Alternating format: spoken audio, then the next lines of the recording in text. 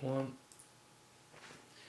Welcome to conversations related to integrated medicine, and in this discussion I'd like to talk about a controversy that existed in the use of a rather promising weight loss adjunct called Hoodia gordonii. Well, what is Hoodia? Well, Hoodia is a succulent plant that grows predominantly in the Kalahari Desert region of South Africa, and folklore would have it that the San Bushmen would use this plant to suppress painful hunger and appetite sensations when they were out on nomadic hunting expeditions. That's the background, that's the folklore.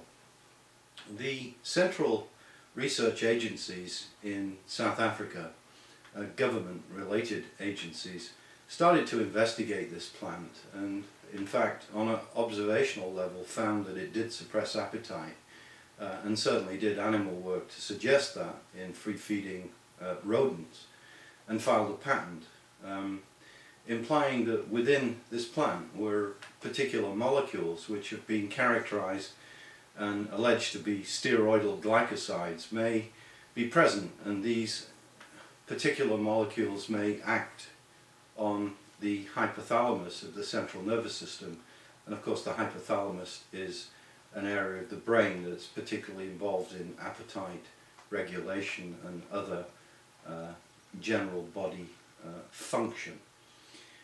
So here we have this background. The patents filed and owned by what's called the CSIR in South Africa were licensed to Phytopharm PLC in England, and what happened was the steroidal glycosides were perceived as a drug development target, and attempts were made allegedly to synthesize these molecules, but it proved quite difficult to come up with a synthetic moiety that had perhaps the effects that Hoodia was described to have certainly in animal studies. However, Phytopharm PLC did sponsor some trials in free-feeding obese humans and showed that there was a passive weight loss while these individuals were observed in a metabolic unit. So we had disclosure of these experiments, and of course the interest was to use Hoodia gordonii as an adjunct to weight control. Well, what happened is a common story in the dietary supplement industry, and this happened with a number of different ethnobotanical discoveries. Marketing predators got hold of the idea of Hoodia supreme and got hold of the idea of other products like Dexl-10, H57, and started to make standalone weight loss claims for these products. Now, I was certainly involved in the development of Hoodia supreme, but I've always taken the position that at the very most it could be considered in part adjunctive, if indeed such actions were able to be demonstrated consistently to be present. The manufacturers of Dexl-10 used a type of Hoodia which, upon information and belief, was similar to the type of Hoodia used in Hoodia supreme, and perhaps also similar to the type of Hoodia used in H57. Of course, one can't substantiate this completely, but there is an understanding that the common supplier here was a company called Stellar Labs in New Jersey, who certainly made many trips to South Africa, met with local farmers who were, according to Stellar Labs, supporting the economy of the San Bushmen, certainly by employment. But there was a body of literature talking about how the San Bushmen should be actually compensated, and Roger Chennells, a solicitor in South Africa, with whom I've spoken on a couple of occasions, actually sued the South African government on behalf of the San Bushmen, implying that the San Bushmen were able to have certain rights given to them in the distribution of hoodia for its biological actions and capability. The hoodia patents have been licensed to other companies, on one occasion allegedly Pfizer, on another occasion Unilever.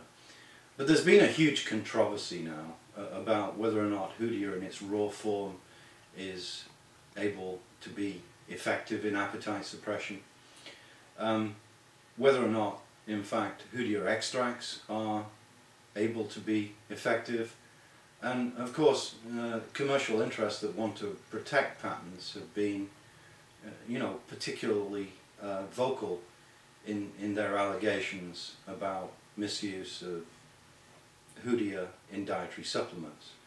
Now, another problem existed, and that was the fidelity or the source of hoodia used in some supplements was certainly not South African, and people started to sell Chinese hoodia, but Hoodia gordonii, the actual species in question, is not known to grow in China. However, there are other related plants such as Caralluma fimbriata, which originates in India, East India, and this plant also may have appetite suppressing effects according to certain claims or medical literature. So my position has necessarily been quite conservative, and I wrote a book which identified really the early history of what happened with hoodia, and I wrote this book in 2004, and really there hasn't been much more elucidation except we see hoodia still used in dietary supplements, but with a question mark over what perhaps are legitimate claims. But what I attempted to do in the face of the controversy was look at, first of all, the consistency of the supply by using spectroscopic analysis, as a tongue twister, just really as a crude measure of consistency, and then independent lab studies were undertaken to see if there were molecules present in the bulk reagent used in Hoodia Supreme specifically, to see if the molecules were present that bore a structural resemblance to steroidal glycosides. Well, what happened next was really unbelievable, but an argument started to prevail among the different labs that tested for hoodia, alleging they had a standard to test against, the other lab didn't. And so, in fact, the actual measurements of molecules within hoodia were brought into question using different methodology. The methodology that I used was that described by Dr. Oren Tulp, who published some of the early studies, animal studies on hoodia's ability to suppress appetite. So in essence, this story is a clear one. I have lectured extensively on this topic and consistently indicated that all dietary supplements should not carry standalone weight loss claims. Whilst there is room to talk about an adjunctive role, perhaps for a supplement in metabolic support or altered body structure and function, there is often an uncertainty as to how the supplement may affect body structure and function.